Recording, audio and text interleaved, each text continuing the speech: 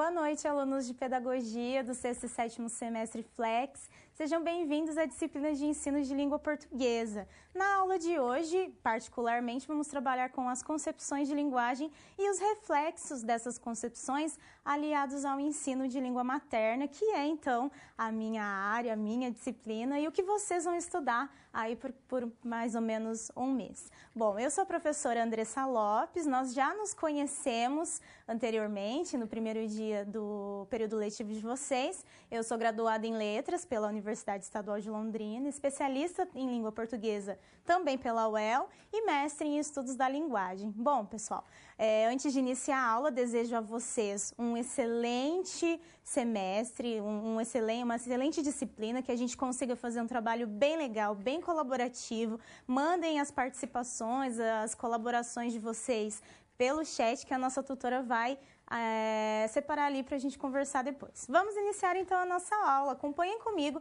os objetivos da disciplina. Bom, primeiramente, então, nós vamos discutir as concepções de linguagem para o ensino de língua portuguesa. Então, quando nós realizamos esse processo de discutir essas concepções, então, o que nós vamos verificar aqui?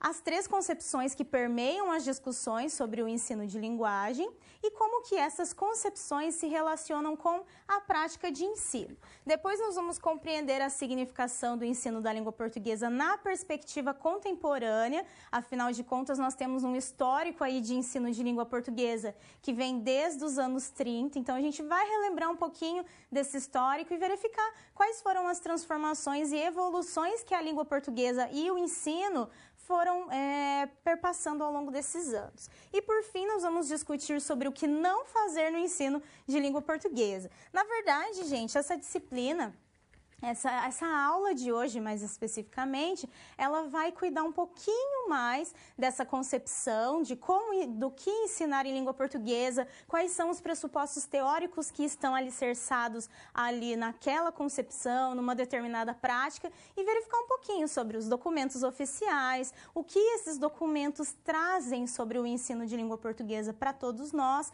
e algumas colaborações de verificar o que acontecia antes e o que acontece agora no ensino de língua materna. Vamos começar então a disciplina. Acompanhem comigo.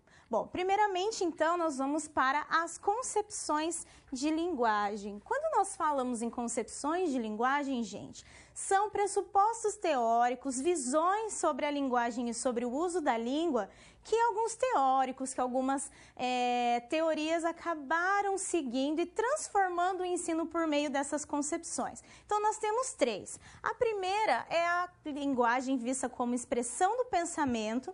Depois dessa expressão veio uma segunda concepção, que é a concepção de linguagem como instrumento de comunicação. E, em terceiro lugar, a concepção de linguagem como um lugar de interação.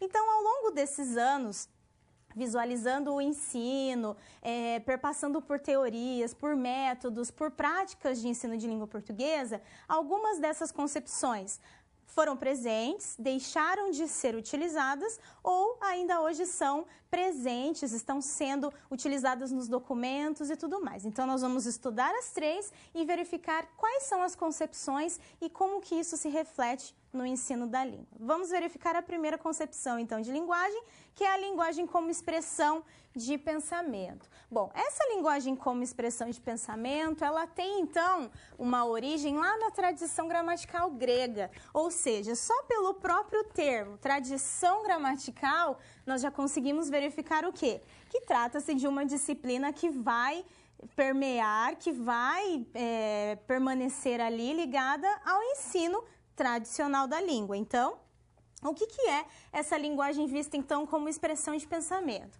Para os gregos, principalmente Aristóteles, a expressão é produzida no interior da mente dos indivíduos, ou seja, é o pensamento. Então, essa expressão, ela é um pensamento, e esse pensamento é que vai alicerçar, que vai trazer então o uso da língua para que isso ocorra de uma forma adequada. A língua é vista então como um sistema e é considerada a tradução do pensamento.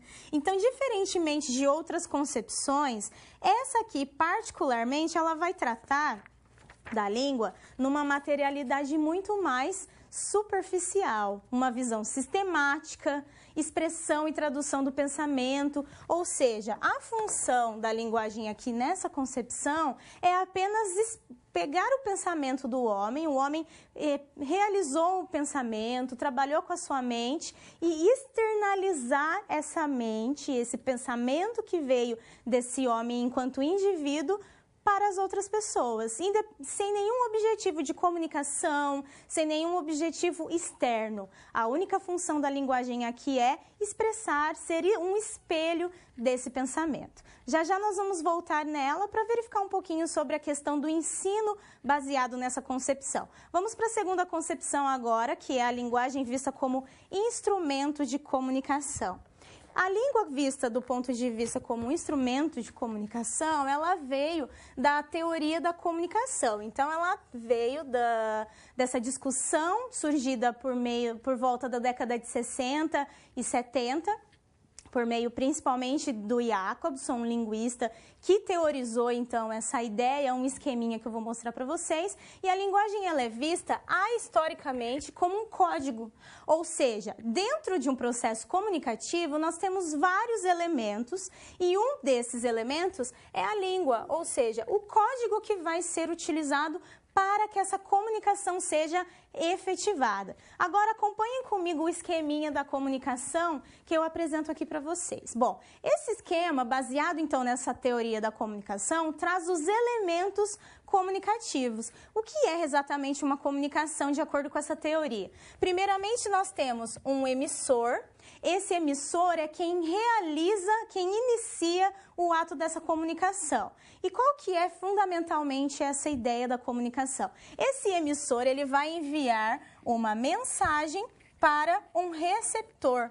Então, basicamente é isso. Para uma comunicação ser realizada adequadamente, um emissor tem que enviar uma mensagem a um receptor. Agora, o que vai garantir que essa mensagem seja entregue a esse receptor são os instrumentos dessa comunicação. Quais são eles? O código, que é visto então o que, gente? A língua ou a linguagem.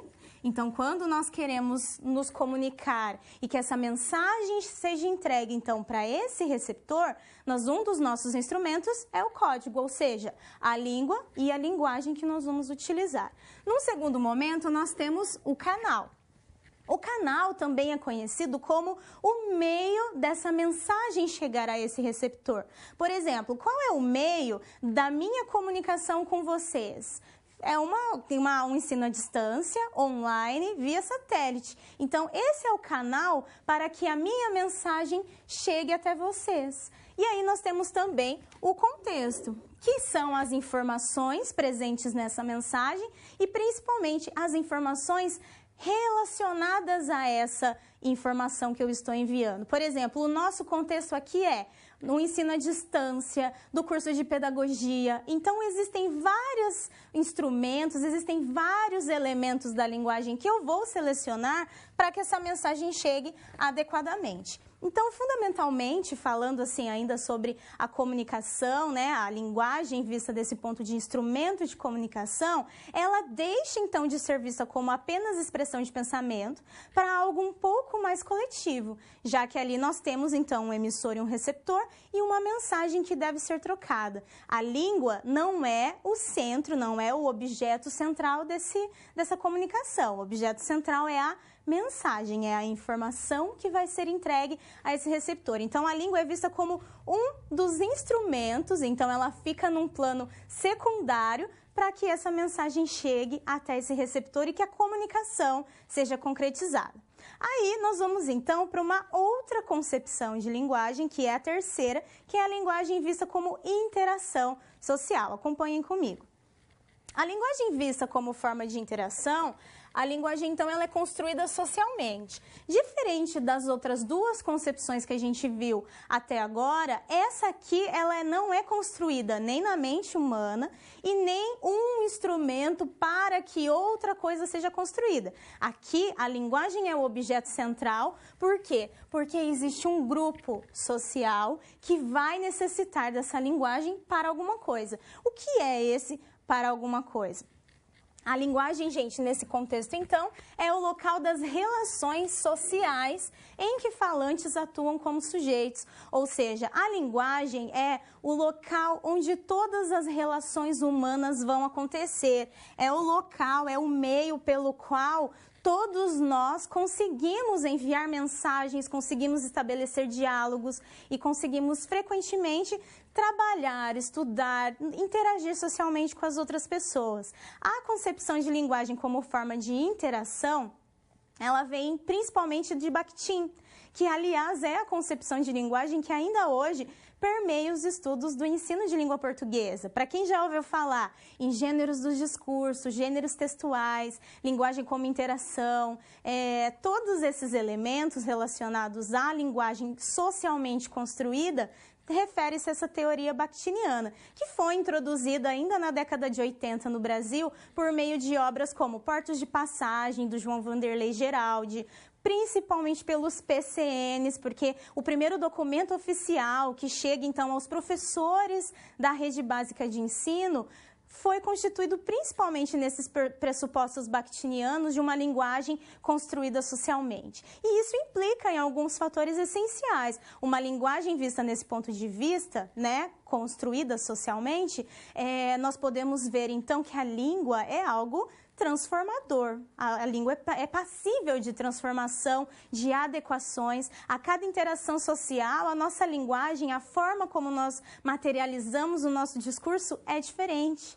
A aula que eu dou para vocês é diferente da aula que eu dou para outros cursos. Por quê? Porque é esse momento onde eu observo o meu interlocutor, o meu público-alvo, que eu faço todas as seleções para que essa mensagem, para que essa interação ocorra adequadamente. Vamos ver mais um pouquinho sobre isso? Acompanhem comigo, então, agora as relações das concepções de linguagem no ensino. Bom, antes da gente verificar essas relações, que eu já adiantei algumas para vocês, mas a gente vai estudar um pouquinho mais a fundo, acompanhem comigo um vídeo que fala um pouquinho sobre a concepção de linguagem.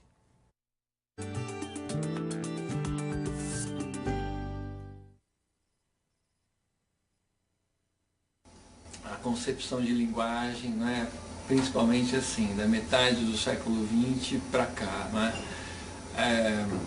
A gente tem algumas teorias que passam, que saem da linguística, da pedagogia, da psicologia e migram, né, para o trabalho feito na escola, com um professor. Então, a gente pode destacar a teoria socio-interacionista do Vygotsky, do Bakhtin, né, as teorias de letramento, as teorias de análise de discurso, né? E aí muda bastante o trabalho do professor em função do predomínio dessas teorias, né? O trabalho passa a ser justamente o professor criar situações de interação, né? Então a língua não é mais um sistema e o aluno não estuda mais sobre a língua, né? Mas ele pensa a língua como um discurso, como uma linguagem posta em ação entre parceiros, né? Então no texto acontece uma coisa muito curiosa, quer dizer, você não olha mais só para dentro do texto, o contexto de produção que passa a ser levado em conta, que é importante nessa ideia de construção de sentidos. Também com Bakhtin você vem a teoria dos gêneros, né, que é uma teoria que remonta lá à antiguidade e que o Bakhtin, ele, de uma maneira genial, ele consegue trazer isso para a realidade, né, contemporânea nossa, né? Os gêneros, quer dizer, eles funcionam como modelos comunicativos que produzem uma expectativa no interlocutor e o preparam para uma reação. Então, quando o aluno está diante de um gênero que ele conhece, ele já se prepara para ler o gênero buscando, né, alguns elementos, algumas pistas, né, que podem resultar numa compreensão melhor, né? É importante a gente pensar que o ensino da língua portuguesa mudou muito a partir dos anos 60. Nos anos 60, você tinha uma escola que era totalmente elitizada e com alunos que, na verdade, dominavam já a norma culta da língua. Então, assim, fazia sentido você trabalhar gramática, não é? Assim, a gramática normativa para um aluno que dominava a norma culta da língua, né? Depois que a escola se democratizou e que passou a atender alunos das classes populares, quer dizer, você não tinha mais uma única variante linguística, você tinha muitas variantes, não é? Então, há uma necessidade de adequação, né, assim, de trabalho para você lidar com essa diferença linguística. Né? Então, essa é uma questão que é muito importante de se considerar hoje, porque essas teorias, né, que eu citei, né, a socio-interacionista vigotskiana, bakhtiniana, essas teorias do letramento, elas estão mais adequadas, né, para lidar com essa realidade linguística que acontece dentro da escola.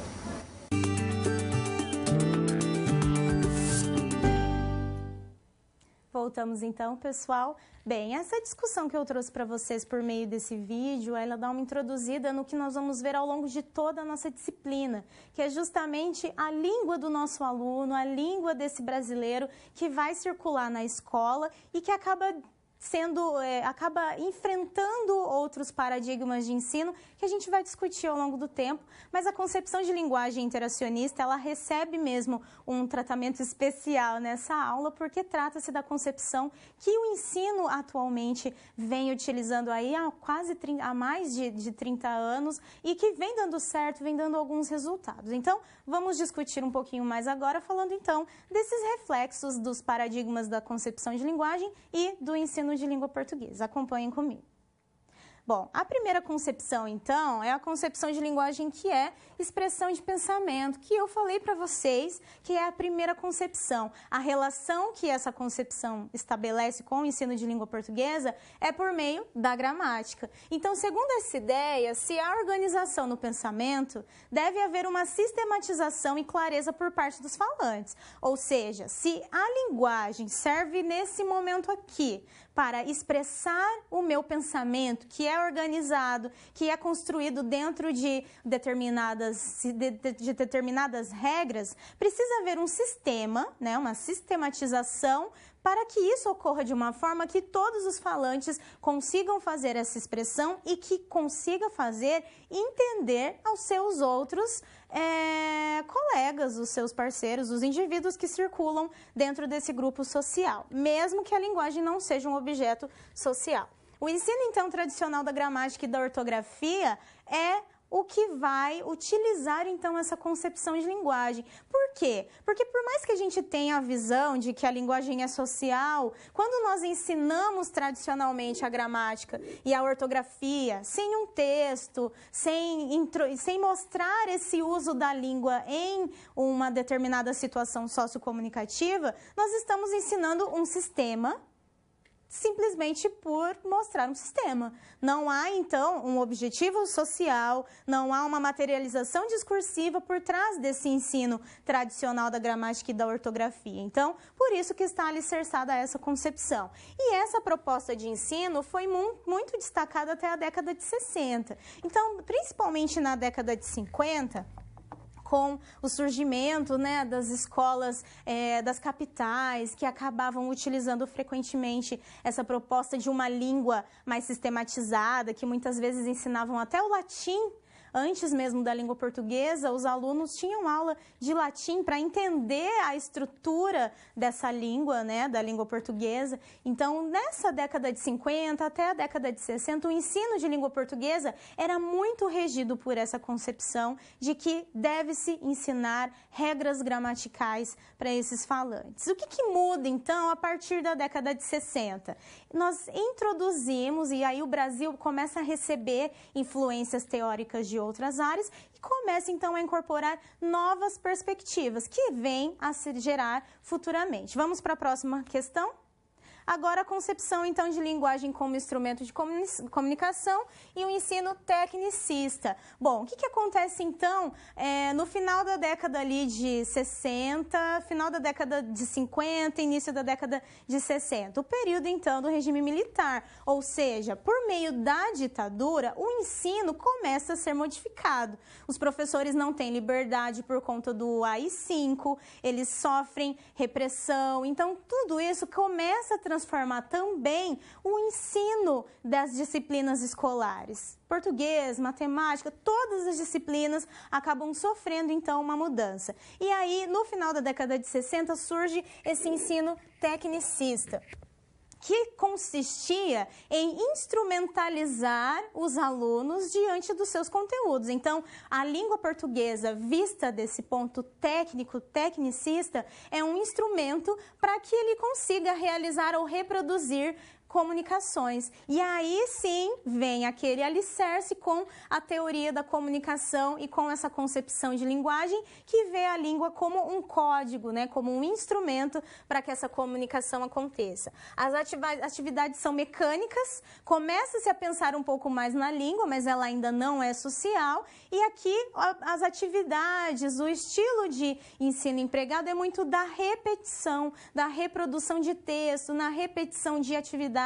Então, era uma atividade mais mecânica, não exigia muito a reflexão, a discussão por parte dos alunos. Na concepção tecnicista de ensino, então, a visão de reforço é acentuada, pois a aprendizagem é entendida como processada pela internalização inconsciente de hábitos. Então, essa questão de reforço, que até hoje permeia o ensino, principalmente o ensino fundamental, claro que hoje a gente vê de nomes de termos diferentes, mas esse reforço escolar, essa necessidade de repetir e repetir as atividades, é uma forma de memorização. Não a memorização de entender o conteúdo, mas de conseguir aplicar um conteúdo para um determinado momento, mesmo que não tenha nenhum objetivo social. Bom, agora nós vamos então para a nossa terceira concepção de linguagem, que é a linguagem interacionista, que tem uma relação com o quê? Com o ensino de língua portuguesa, o texto como objeto de ensino. Então, quando nós falamos em concepção interacionista, o nosso objeto de ensino não será a gramática, não será o canal, né, o código para aquelas repetições de atividade, será o texto. E não é o texto como um pretexto para eu ficar retirando fragmentos dele para mostrar um exemplo de classe gramatical. Aqui, o gênero discursivo é tomado como objeto de ensino de língua portuguesa e o texto como unidade de significação e de ensino, elemento integrador, sem artificialidade, das práticas de leitura, análise linguística e de produção e refacção textual. Então, esse ensino de língua portuguesa, colocando o texto como a materialização dessas interações sociais que acontecem, surge então por meio dessa concepção lá na década de 80. Claro que ainda na década de 70 a gente tem as introduções a outras linhas de pesquisa e linhas teóricas como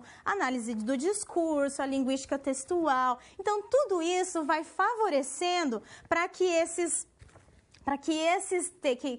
concepções, que essas teorias sejam agregadas então à prática de ensino. Quando a gente fala de elemento integrador sem artificialidade, é mostrar para o aluno apresentar esse texto, né, esse gênero textual de uma forma contextualizada, mostrando suas características, onde esse gênero se constitui, em que lugar que ele circula, então, e principalmente realizar essa integração por meio das práticas de leitura, análise linguística e produção textual. Claro que a gente tem também a oralidade, né, que também é um dos eixos de ensino que os PCNs e que agora a Base Nacional Comum Curricular também aponta como objetos de aprendizagem, mas fundamentalmente as práticas de ensino aqui começam a ser contextualizadas, começam a ser vistas em uniformidade, em conjunto, como algo realmente construído socialmente. Então, o objeto de ensino surge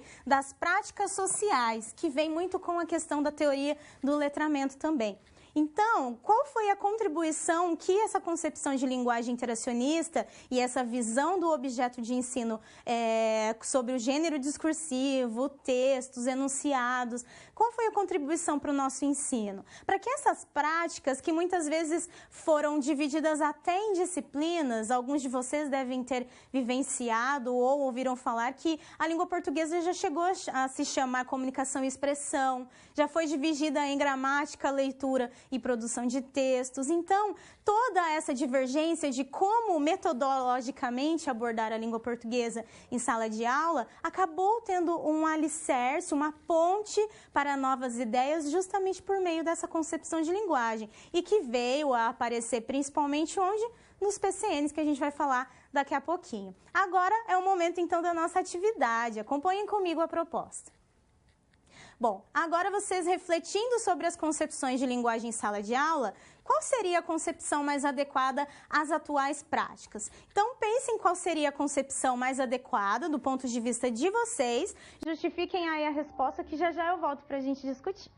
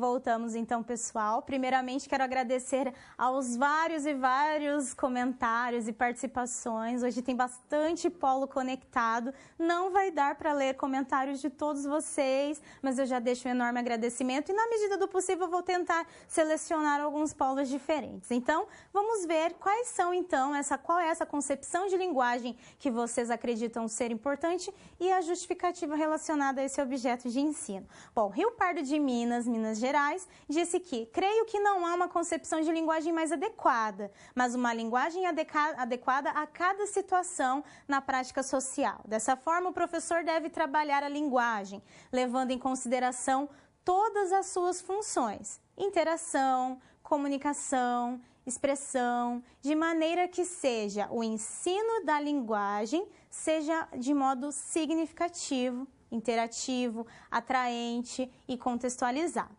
Bom, esse comentário é muito interessante, é bem completo mesmo nessa questão, porque por mais que vocês não tenham selecionado uma concepção de linguagem para esse momento, vocês acabaram comentando sobre essa questão da prática social, que tem relação com essa interação, a linguagem vista do ponto de vista da concepção de linguagem interacionista. Aí é fundamental essa questão da linguagem, dos objetos de ensino, da metodologia ser atraente, principalmente porque no nosso caso aqui, que é o ensino fundamental 1, então são os anos iniciais, estamos aqui num processo de alfabetização, de letramento inicial, esses alunos eles têm que se sentir motivados principalmente à leitura, porque é quando nós formamos os nossos leitores, são nos anos iniciais. Então é fundamental que haja mesmo essa diversidade e pensar na linguagem do ponto de vista social, visto da prática social efetiva dos nossos alunos, desses sujeitos da comunidade escolar, é fundamental para que a nossa aula seja construída de uma forma bem adequada. Obrigada pelo comentário, pessoal. Agora o comentário vem de Santiago, Rio Grande do Sul. A aluna Bruna acredita que nesse mundo globalizado, para ter alunos letrados, tem que ser um pouco de cada concepção, pois tem que ter teoria, repetição e práticas sociais. Sim, Bruna, a gente tem que ter essa diversidade. Agora, muitas vezes, ensinar algumas repetições só por repetir não é adequado. A repetição, que a gente considera, então, um exercício num determinado conteúdo, aí sim, esse tem que ser realizado porque é a maneira como os nossos alunos vão conceber e vão interagindo com aquele conteúdo. Então, por isso que a gente dá bastante atividade de leitura, a produção escrita, principalmente, é uma prática que tem que ser cotidiana para que, quanto mais o aluno escreve, melhor ele assimila essa relação da produção textual e da prática social. Muito bem, pessoal. Vamos para a próxima? Não tem mais comentário? Tem sim, está vindo de Marabá, Pará. É importante que o educador conheça essas 3 concepções de linguagem, que são as concepções interacionista, linguagem como expressão e a instrumento de comunicação, pois assim ele saberá encaminhar o ensino e aprendizagem de qualidade em relação à nossa língua materna. A concepção de linguagem é tão necessária e importante como a concepção de educação. Isso mesmo, pessoal. Quando a gente fala em ensino de língua materna, a gente tem que pensar mesmo nessas concepções. Eu vou comentar depois um pouquinho, mas vamos ler o comentário de Teresópolis, Rio de Janeiro. Acompanhem comigo. A aluna Doroteia aponta que seria o gênero discursivo e o objetivo está centrado em língua e texto e com significação de ensino como elemento integrador. Um texto com a realidade da prática social do aluno. Sim, o gênero discursivo hoje ele é muito empregado como objeto de ensino, até por conta das propostas dos documentos oficiais e principalmente pela concepção de linguagem que o Bakhtin trouxe para todos nós. E essa concepção de gênero, que a gente vai ver principalmente na próxima aula, ela vai trabalhar bem com essa realidade da prática social, entendendo os elementos que estão por trás dessa concepção. Então, gente, existe uma concepção ideal? Não, o que existe é o professor justamente refletir sobre a sua prática em sala de aula e verificar qual é a melhor forma para aquele conteúdo ser abordado, de forma que o nosso aluno ele consiga compreender o conteúdo, que ele reflita sobre o uso da língua nas práticas dele no dia a dia. Porque a língua ela é um uso social, ela é um fato social que deve ser concebido dessa forma. Por isso a variação linguística é tão presente nas discussões de língua portuguesa e devem ser consideradas em sala de aula também. Bom, pessoal, tem muita coisa ainda para ser discutida sobre o ensino de língua portuguesa. A gente vai falar de alfabetização, vai falar de letramento, mas vamos dar seguimento agora, que é um momento para a gente pensar na língua portuguesa. Acompanhem comigo, então, esse contexto histórico, mas antes eu vou colocar um vídeo para vocês. Assistam aí sobre a língua portuguesa.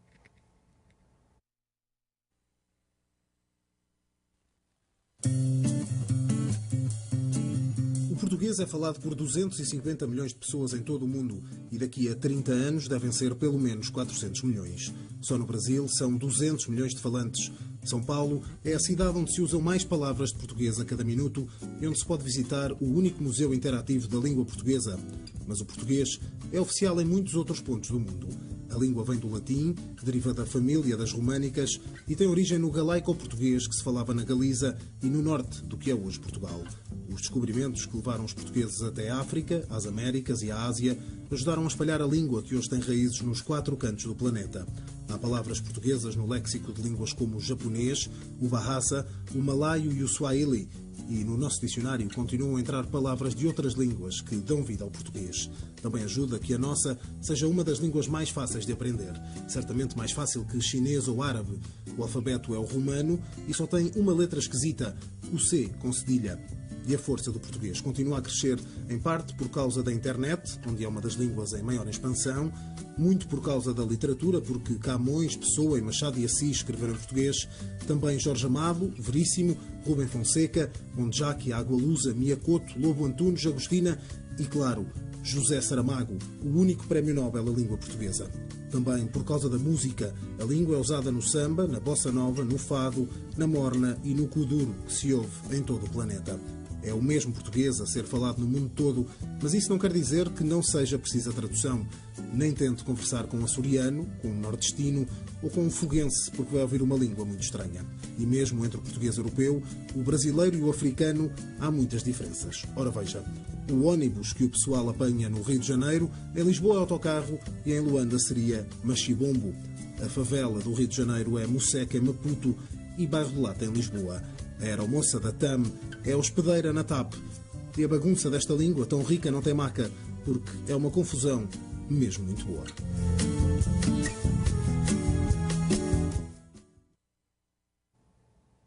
Bem, pessoal, esse vídeo então traz uma breve apresentação da língua portuguesa no mundo, já que nós não somos os únicos falantes da língua portuguesa. E é bem interessante essa questão de como que as palavras, a pronúncia, ela é diferente, tem então essa variedade cultural, literária, estilística e linguística. Bom, por que eu trouxe esse vídeo? Porque agora a gente vai relembrar um pouquinho de algumas partes, de alguns acompanhamentos que o ensino de língua portuguesa realizou ao longo de 40 anos. Acompanhem comigo.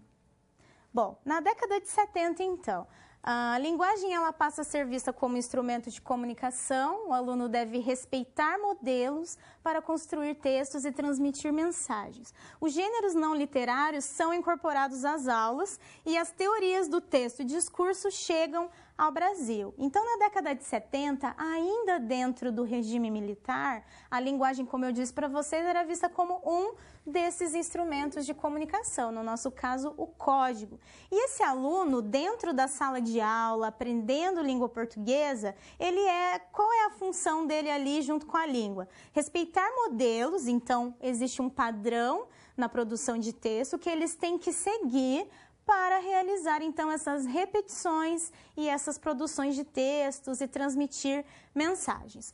Para a literatura, já que nós falamos de língua portuguesa, mas a literatura é um elemento fundamental para a nossa língua, eles começam a ser incorporados às aulas. Mas que gêneros são esses? Ainda não é a teoria do gênero de Bakhtin. São aqueles gêneros literários que a gente considera a prosa, a poesia e o drama. Então, eles começaram a ser incorporados, ou seja, até a década de 60, início da 70, a literatura não fazia parte da língua portuguesa. Ela era acompanhada de uma outra disciplina, era muitas vezes deixada de lado, e a partir daqui a literatura então começa a integrar um conteúdo dentro dessa disciplina de língua portuguesa. E como eu disse para vocês também brevemente, as teorias do texto e do discurso chegam ao Brasil, que são a teoria da linguística textual, análise do discurso, pragmática. São teorias que ajudaram muito na nossa construção da imagem do texto como algo que transmite ideias, que existe um enunciador por trás desse texto. Então, cada vez que a gente vai produzir um gênero discursivo, a gente muda a nossa posição de autor. Quando eu estou dando aula para vocês, a minha posição social é de professora, mas eu também exerço várias outras posições sociais, de filha que envia um bilhete para minha mãe, de amiga que envia convite para os amigos e conversa com os amigos pelo WhatsApp. Então, todos nós exercemos várias funções de autor em cada contexto, em cada momento de comunicação que a gente estabelece com o outro. Vamos continuar? Agora verifiquem comigo as décadas seguintes. Bom, aqui nós temos então a década de 80, que é a teoria de Bakhtin acerca da linguagem como forma de interação e dos gêneros do discurso começa a aparecer nas pesquisas e discussões sobre o objeto de ensino de língua portuguesa. Então, no início da década de 80, nós temos o Bakhtin trazendo então essa concepção de linguagem interacionista e os gêneros discursivos também ali aparecendo como enunciados concretos que são materializações da prática social. Em 1984 também tem algo muito importante, que é o lançamento do livro Psicogênese da Língua Escrita, da Emília Ferreira e da Ana Teberovski. Por quê? Porque aqui, gente, esse livro traz também essa concepção de linguagem que é modificada na década e acaba influenciando o ensino até hoje. O foco deveria estar na interação entre as pessoas. Esse livro traz as concepções de Vygotsky, principalmente na questão de mediação. Então, essa teoria, principalmente para a educação e para a metodologia de ensino de língua portuguesa, acaba contribuindo bastante. E num terceiro momento, 1997, só que aí nós já podemos considerar essa data na década de 80, porque os parâmetros curriculares nacionais foram criados na década de 80, né? Claro, tem todo um processo, um período de elaboração, de revisão, mas ele chega então para a escola, para os nossos professores, para quem realmente está ali atuando com o ensino de língua portuguesa em 1997. Então, são publicados os PCNs pelo governo federal para todo o ensino fundamental, defendendo o quê? As práticas sociais, que é a interação social, de linguagem no ensino da língua portuguesa. Então, esse momento é muito importante para o ensino de língua. Por quê? Porque estabeleceu-se um documento oficial. Ainda hoje nós utilizamos os PCNs para estudos, para propostas didáticas, para propostas relacionadas ao ensino de língua portuguesa. A Base Nacional Comum está chegando agora e provavelmente ela também vai exercer um grande efeito no ensino de língua portuguesa, porque as propostas são bem legais, mas os PCNs ainda têm, além de ser um documento histórico, ainda tem essa marca de inovação. Para a época, né, 1997, finalzinho da década de 90, foi uma mudança de paradigma, de metodologia muito significativa no ensino de língua portuguesa. Tanto que demorou muito tempo para que o entendimento dos gêneros textuais realmente fosse levado para a escola. Então, essa é uma contextualizaçãozinha básica desse momento que a língua portuguesa passou. Hoje nós já vivenciamos uma outra realidade, né, que é a questão da da incorporação das tecnologias em sala de aula, é um outro momento diante do quê? Das práticas sociais. A vivência nossa no dia a dia por meio de tantos recursos tecnológicos está direcionando para um ensino que venha mesmo a incorporar práticas sociais e que se elas são mediadas por instrumentos tecnológicos, por que em sala de aula isso não acontece? Bom, vamos continuar agora falando um pouquinho sobre essa visão do professor em relação à contemporaneidade e aos anos passados. Acompanhem comigo. Bom, na atualidade, então, como eu disse para vocês, tem a inserção dessas tecnologias no ensino, ou seja, hoje as discussões acadêmicas, as propostas já relacionadas à Base Nacional Comum, ela já está viabilizando ou tentando inserir o uso das tecnologias. As leis para o uso do celular em sala de aula já estão acontecendo e vocês com certeza já no estágio conseguem vivenciar essa influência, porque até os pequenininhos às vezes acabam tendo esse uso e o domínio tecnológico muitas vezes melhor do que nós. E no período então de 2013 a 2015, mas ainda acontecendo, o processo de criação e elaboração da Base Nacional Comum Curricular, que acaba sendo dividida não por disciplinas, mas por áreas de conhecimento, né? Então a língua portuguesa ela se torna linguagens códigos, então diferente do PCN que eram por disciplinas totalmente separadas, a proposta da Base Nacional ela é um pouco mais interdisciplinar, ainda que a gente possa incorporar numa prática interdisciplinar outras disciplinas também. Então, é uma proposta interessante, a gente vai ver um pouquinho sobre ela, já para vocês irem se apoderando dessa discussão, porque ela está acontecendo no Brasil todo, então tem muita gente movendo ações e transformações nesse documento, que provavelmente vai ter um peso bem legal em relação aos PCNs. Vamos continuar? Acompanhem comigo uma visão da escola tradicional, como que era visto o ensino.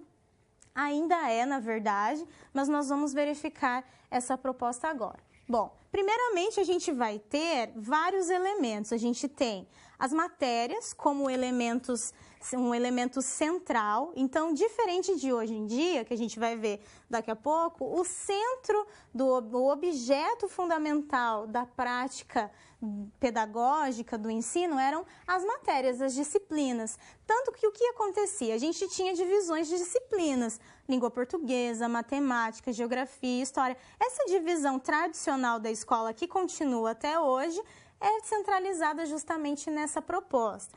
Aí, em volta dessas matérias, dessas disciplinas, desses conteúdos, o que a gente tem?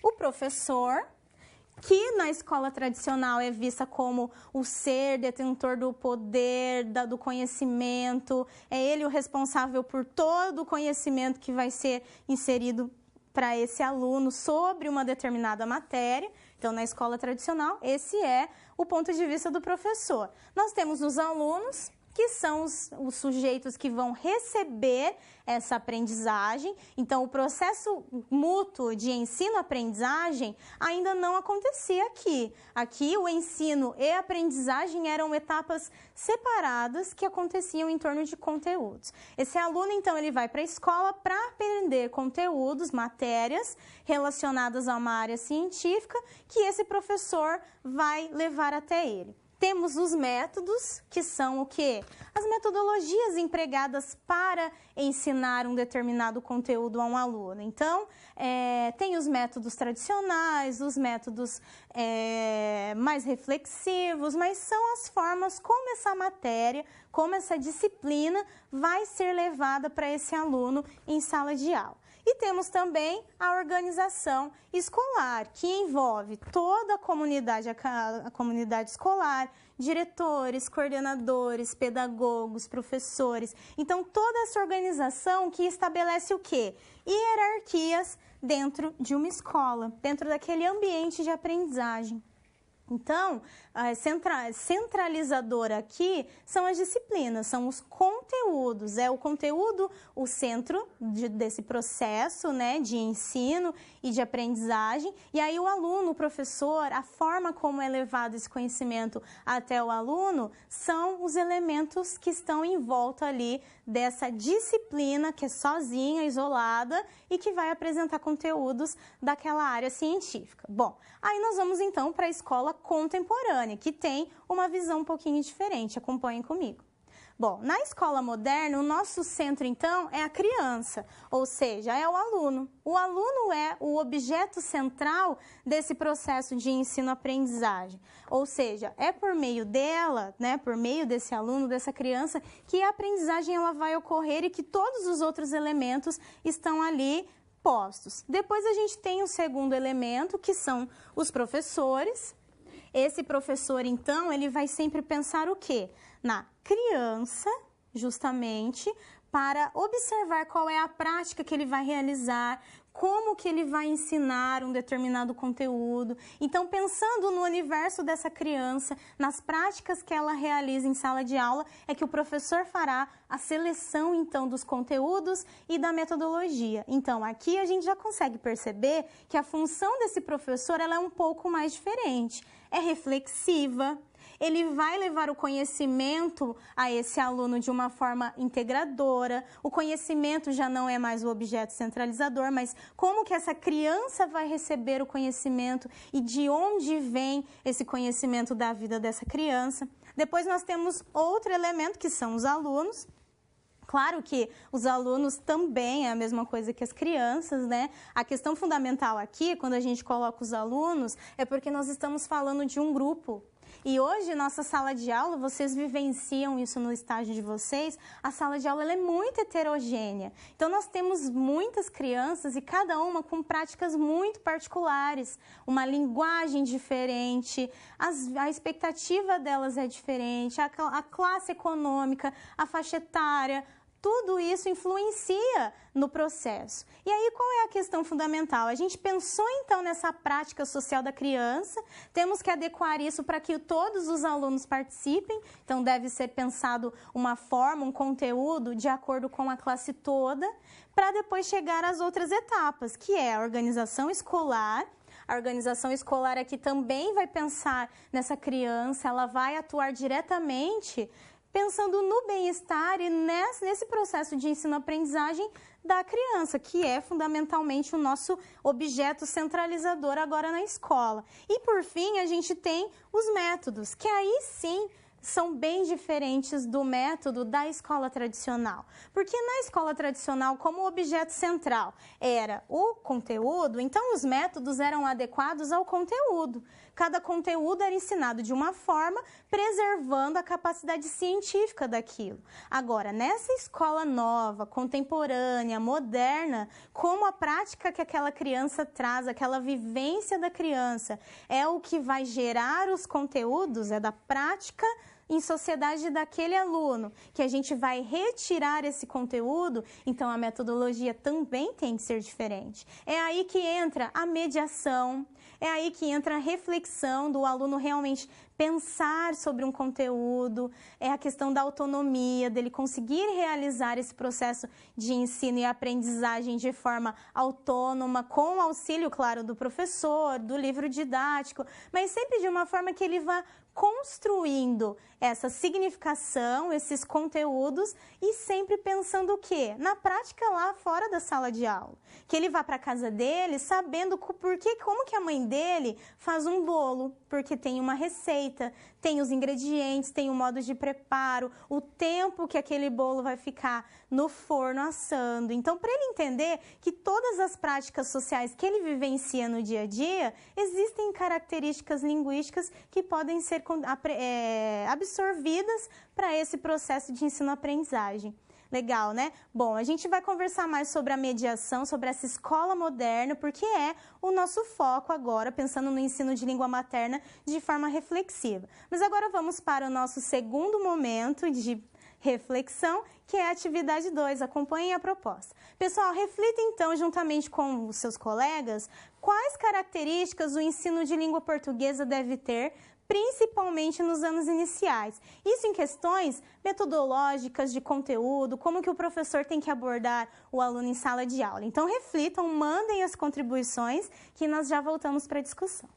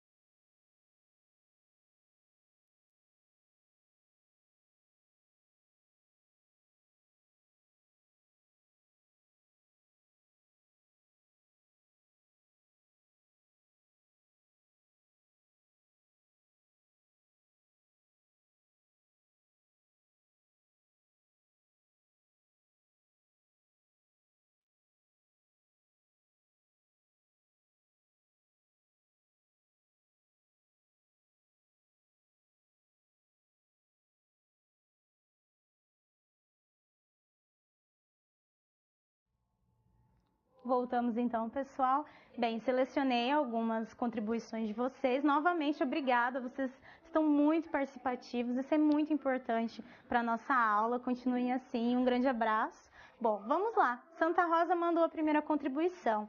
A língua portuguesa deve facilitar a alfabetização e letramento. Deve ter muita leitura, escrita, análise crítica de textos contextualizados. Isso mesmo, pessoal. Quando a gente fala em qualquer prática de ensino, ela deve proporcionar isso mesmo, que as leituras, que a escrita, que a análise linguística, qualquer trabalho com um dos eixos de língua portuguesa sejam de forma contextualizada, né, para mostrar de onde surgiu, por que aquela linguagem é empregada, porque quando a gente entende as condições de produção, o contexto de onde os textos surgem, de onde esses textos vêm, a gente consegue compreender um pouco mais o processo da linguagem, como que aquele texto se constrói, as particularidades. Então, isso é muito importante para o aluno, principalmente nos anos iniciais, que ele está começando ainda a realizar as atividades de leitura, começando a escrever. Então, os textos ainda são bem iniciais. Então, é muito importante que seja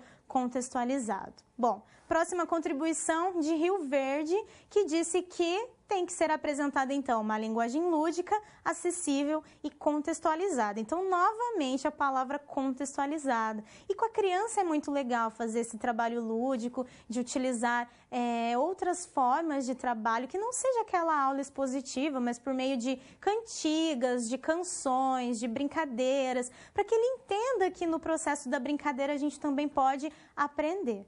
Agora, a contribuição de Teixeira de Freitas da Bahia.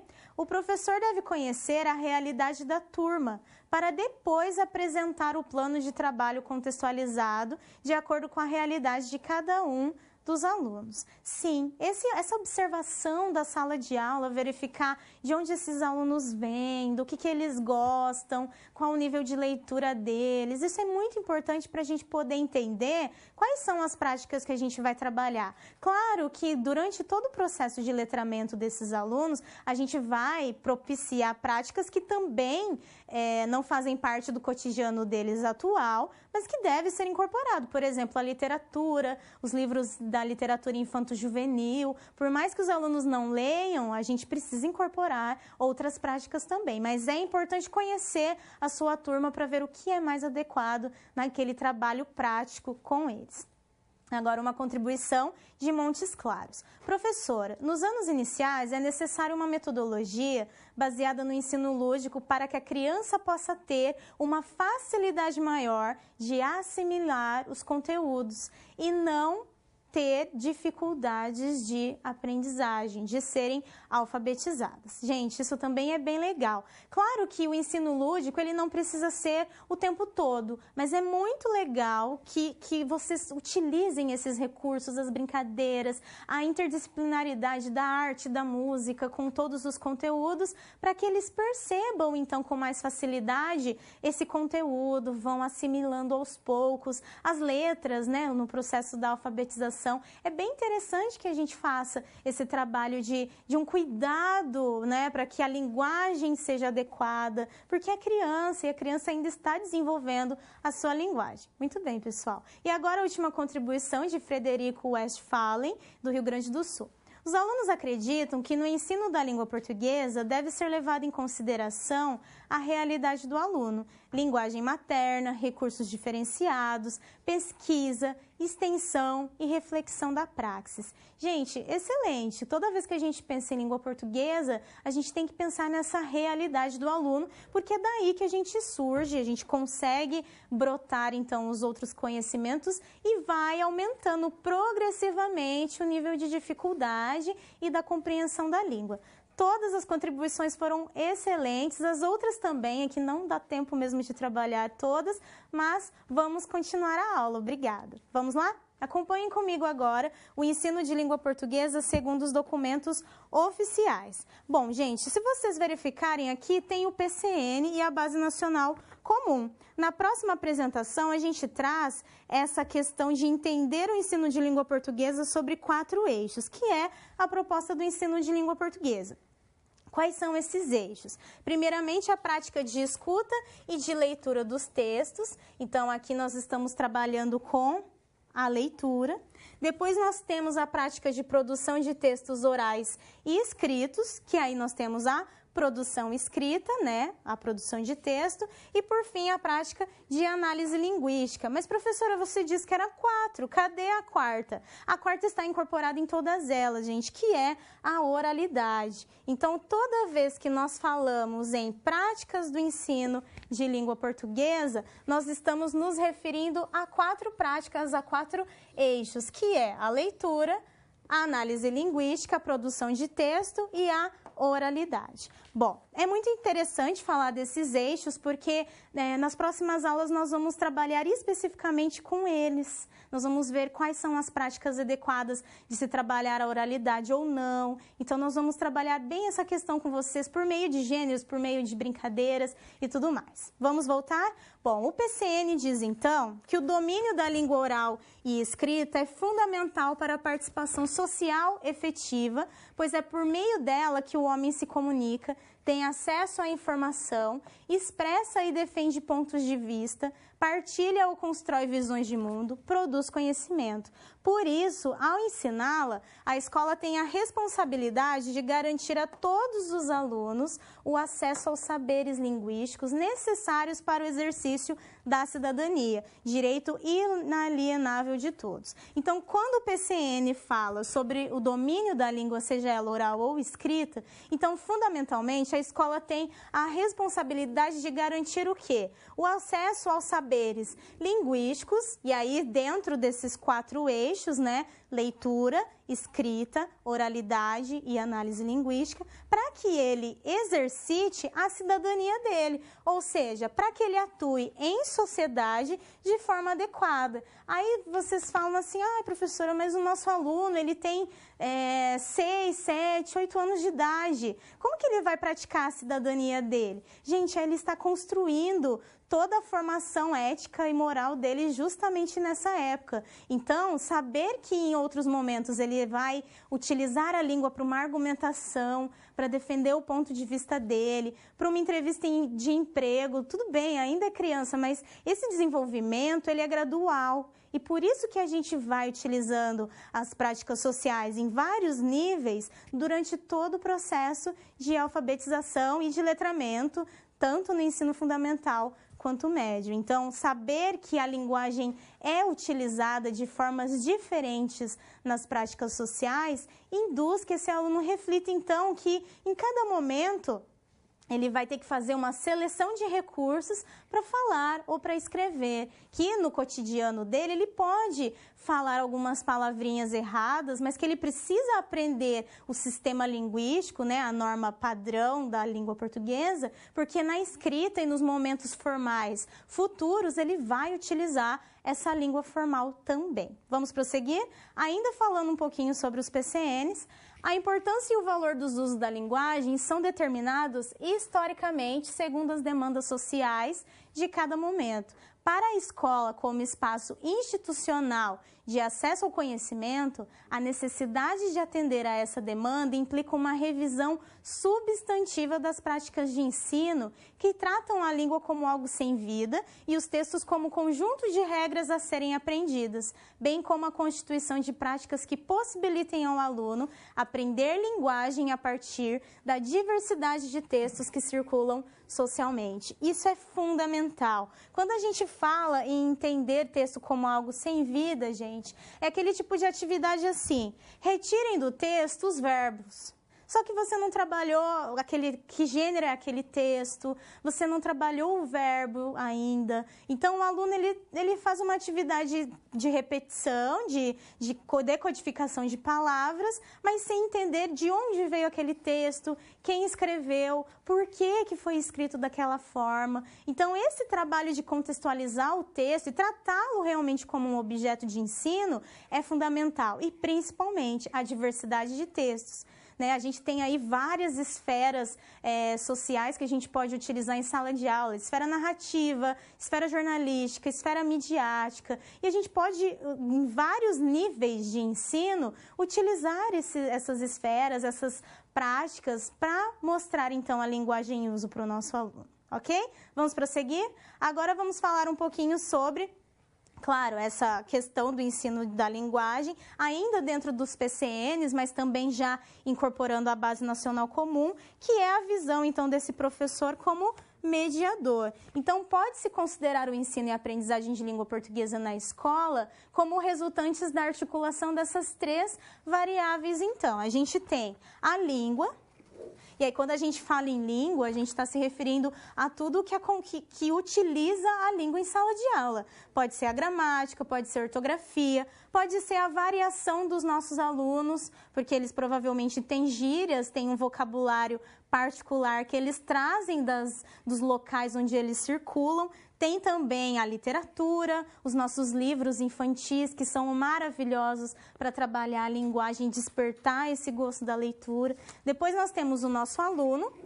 O aluno aqui, ele é o centro, mas principalmente ele vai interagir com esses outros dois polos aqui, que é a língua e o professor. Ele vai ter autonomia, ele precisa ter autonomia, mas claro, nós estamos falando de crianças em alfabetização. Então, o professor aqui, ele tem uma responsabilidade muito grande nesse processo de mediação, já que é ele que vai conduzir que esses dois elementos realmente interajam entre si, já que o aluno adquira esse conhecimento e que essa língua seja vista como algo realmente de uso. Então, quando nós falamos na interação entre aluno, professor e conteúdo, é justamente nessa aliança de proporcionar um processo de ensino-aprendizagem, mas desenvolvendo um pouco essa autonomia do aluno, não que ele trabalhe sozinho, até porque ele ainda não tem conhecimento linguístico suficiente para esse caminhar totalmente solitário,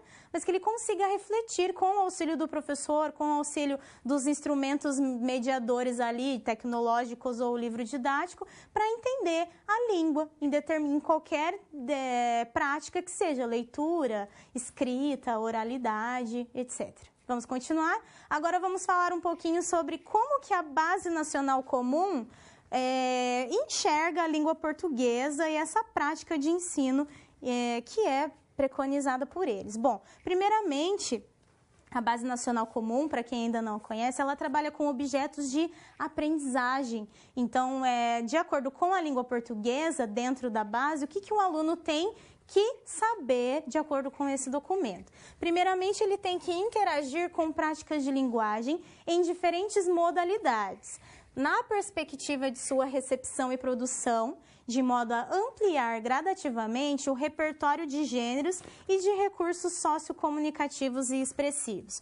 Então, primeiramente, a Base Nacional diz que esse aluno ele vai interagir com linguagens diferentes. Quando a gente fala em linguagens e não em língua, é porque nós estamos incluindo ali linguagens não verbais também, até porque hoje em dia, e a criança principalmente, interage muito com as linguagens não verbais, com imagens, com sons, com gestos, os seus brinquedos, as práticas lúdicas trabalham muito com essa linguagem não verbal. E ainda as modalidades tecnológicas que estão aí também presentes na prática de ensino. Na perspectiva de sua recepção e produção, ou seja, está sendo considerado aqui o contexto em que esse texto, em que essa linguagem é utilizada.